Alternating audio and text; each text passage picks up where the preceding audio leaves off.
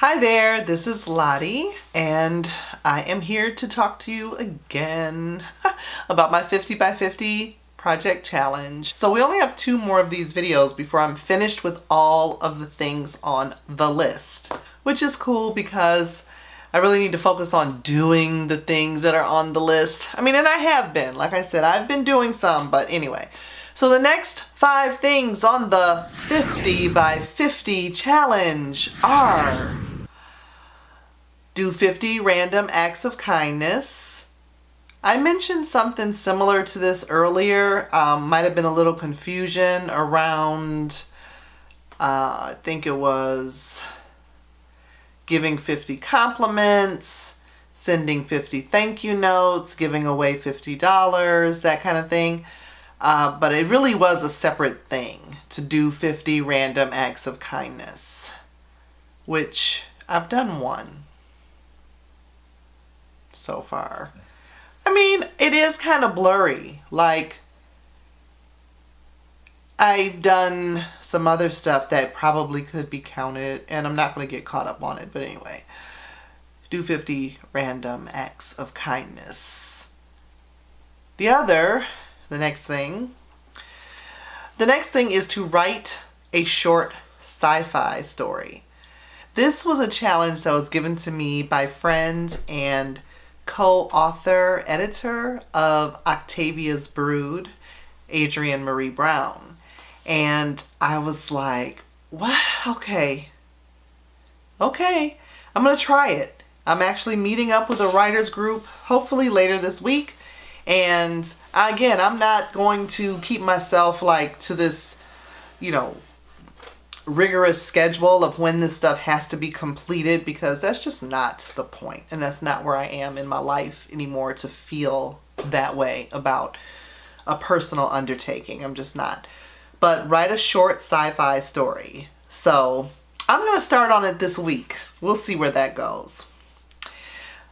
The third thing for this week is to make a self-portrait, an art journal, or other museum of me. Doesn't that sound cool? A museum of me. I did buy canvases and some brushes and paint to work on the self-portrait.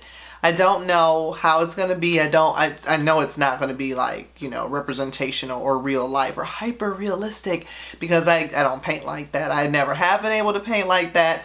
And unless by some miracle I am now able to paint like that, then that is not what it's going to look like. I want it to be representative of me. I want to tap into some of the journaling I've been doing, the spiritual work that I've been doing, and just see where it goes and allow myself that freedom of creativity. And again, it might take the place of an art journal. I've been being a little bit more creative in my journal, which is awesome. Just to give you a quick, example of like my collage pages, and then I actually have started painting, in my books a bit more, and I've been doing a little bit.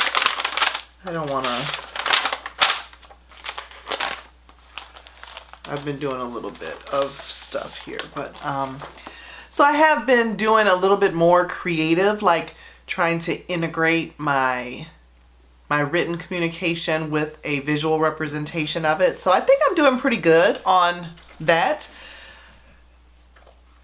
And like I said, I just like the name Museum of Me, but I also was thinking along the lines of, for my children and for my grandson, what kind of way do I want my story to be told if I, for some reason, am not able to tell it? So just been giving some thought to what should happen with these old photographs, and are there stories or letters or, things that I want them to know about. So giving some thought to that, which goes right into the next thing, which is to make a will and get things in order.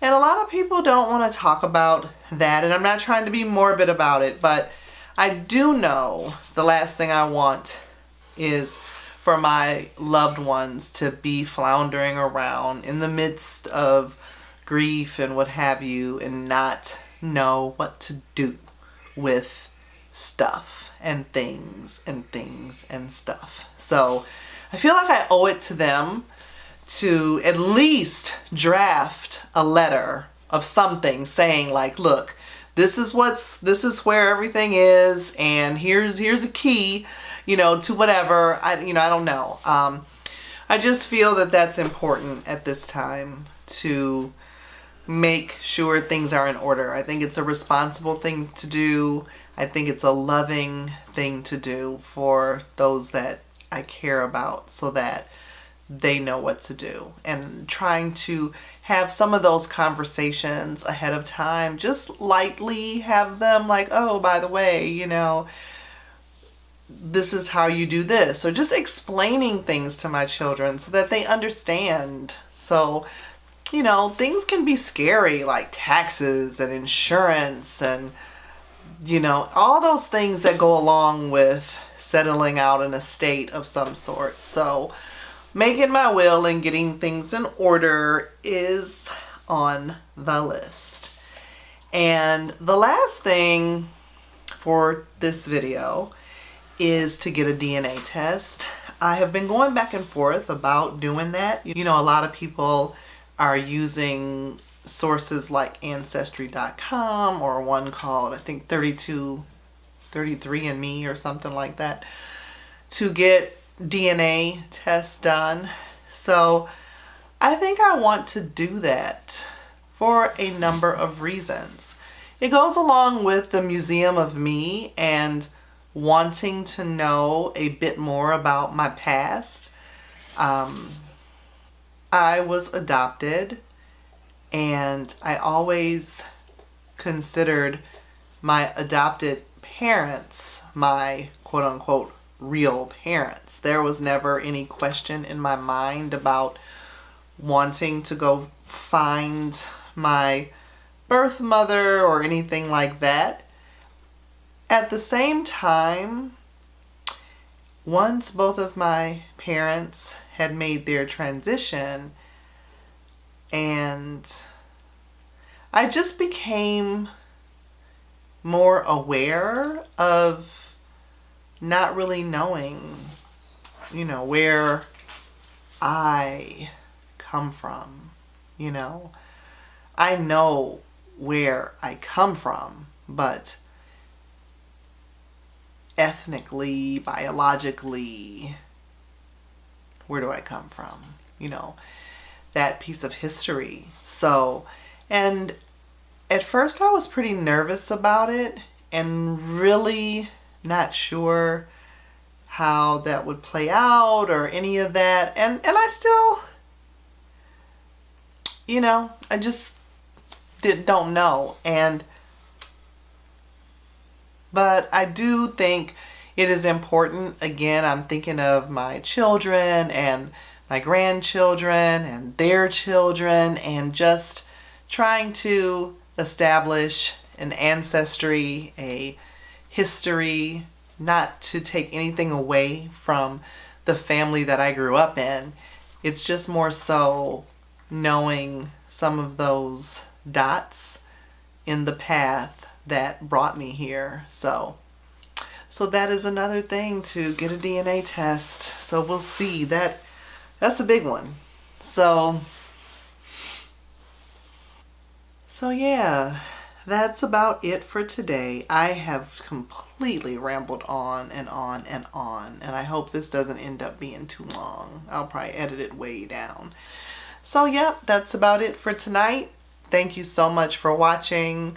As always, I sincerely hope that you are having a good day or evening, and I will see you at the next video. Take care.